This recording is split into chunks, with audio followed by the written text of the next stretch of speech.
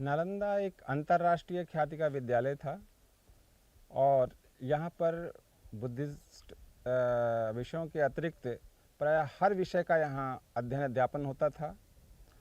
और इसमें उपनिषद भी थे, वेद भी थे और चिकित्सा भी था, दर्शन भी था, तंत्र भी था, ज्योतिष भी था।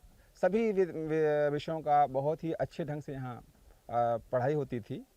ज्योतिष के लिए विशेष रूप से यहाँ पर एक वेधशाला थी जिसमें ज्योतिष के विद्यार्थियों को व्यवहारिक ज्ञान कराया जाता था। और ये वेधशाला इतनी भव्य थी कि इसके जो स्तंभ थे वो इतने ऊंचे थे, गगनचुंबी थे, जो बादलों को छूते थे। इसके अलावा यहाँ पर एक जलघड़ी भी थी जिसका समय इतना एक्यूरेट होता था कि वो पूरे मगध के लिए एक सही समय की मानक हुआ करती थी। पर नालंदा की एक बहुत बड़ी विशेषता यहाँ के लोगों की जो है वो धार्मिक सहिष्णुता की बात थी। यद्यपि ये प्रधान रूप से बौद्ध केंद्र होने के बावजूद यहाँ पर अन्य धर्मों के प्रति बहुत ही समानता, सहजता और अपनेपन का बात थी। इसलिए बौद्ध मूर्तियों के साथ साथ हमें हिंदू, जैन व अन्य दूसरे उसके मतों की जो हैं मूर्तियाँ मिलती हैं जो हमारे म्यूज़ियम में संग्रहित हैं। और इस बिहारों के पास ही जो ये मंदिर संख्या 2 है, ये हिंदू मंदिर के अवशेष हैं। और इस बिहार कॉम्प्लेक्स के पास इसका पाया जाना एक बहुत बड़ी बात है, एक प्रमाण है कि हम लोग यहाँ पर कितने सहिष्णु थे। और यहीं के पास बड़गांव में जो सूर्य का मंदिर है और सूरज कुंड है, वो भी इस बात का प्रमाण है कि उस ज़माने में यहाँ के लोगों में बड़ी ही सहिष्णुता थी और बहुत ही भाईचारा आपस में था।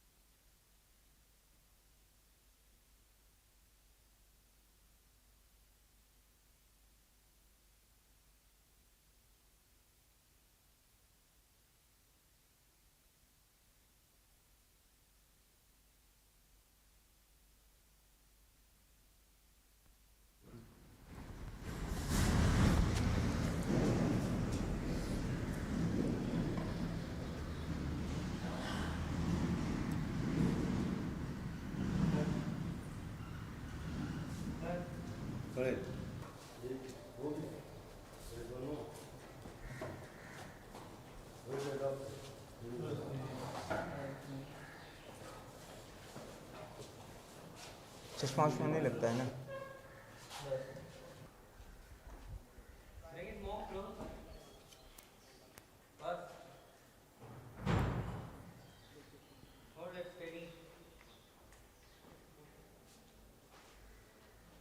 नीतीश आओ, इसका बता देना कि यह है क्या, हम दे देंगे जिस समय शूट होगा ना।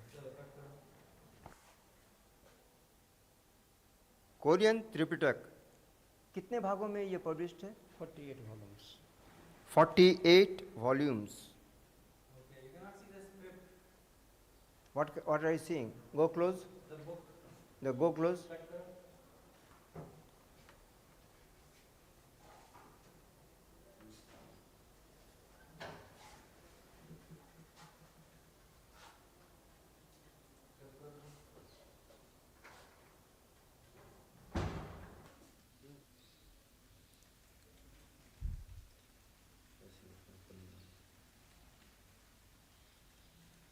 बोलो। Tripitaka in Devanagari script in 41 volumes, edited by Bhikkhu Jagdish Kashyap.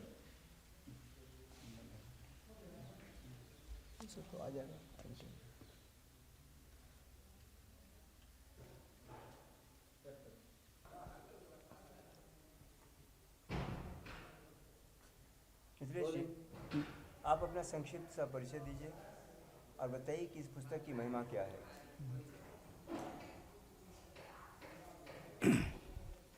आपका शुभ नाम? हमारा नाम डॉक्टर मिथिलेश्वर प्रसाद। मैं इस पुस्तकालय में गत 30 वर्षों से पुस्तकाध्यक्ष का कार्य करता आ रहा हूँ। जो अभी पुस्तक आपके सामने पड़ी है, देख रहे हैं, यह कोरियन बुद्धिस्ट सोसाइटी के द्वारा इस महाविहार पुस्तकालय को प्रेजेंट किया गया है।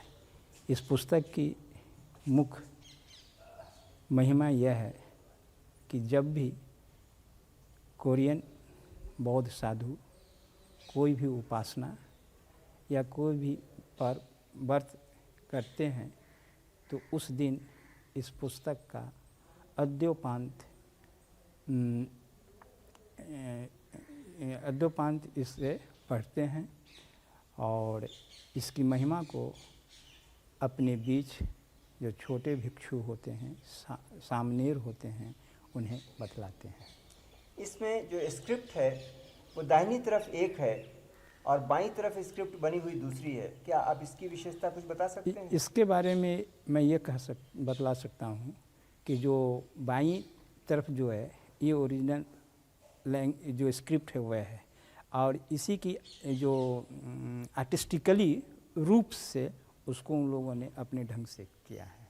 तो ये डेकोरेटिव स्क्रिप्ट है। हाँ। और दाहिने तरफ वाली जो है उनकी अपनी लिखी जाने वाली है। ये सब लिखी जाने वाली स्क्रिप्ट है। ये जो है ये लिखी जाने वाली स्क्रिप्ट है। उसी का इस साइड में ये दोनों जो है। धन्यवाद। हाँ।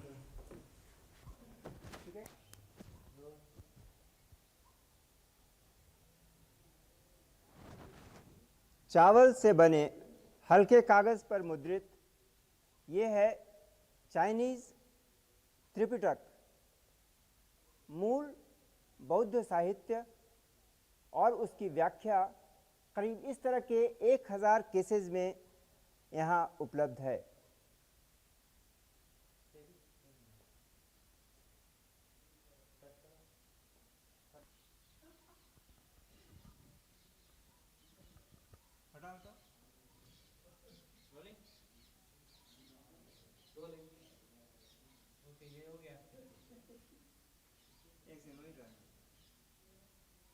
मेरी तरफ घुमाइए, घुमाइए घुमाइए घुमाइए मेरी तरफ।